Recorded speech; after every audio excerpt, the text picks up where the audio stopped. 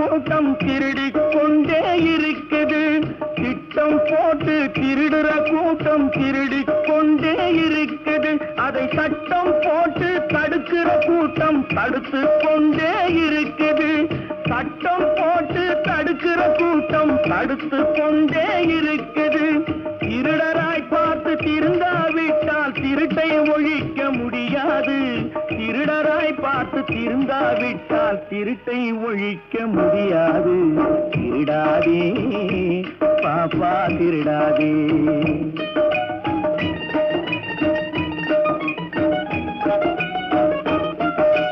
கொடுக்கிற காலம் நெருங்குவதால் இனி எடுக்கிற அவசியம் இருக்காது.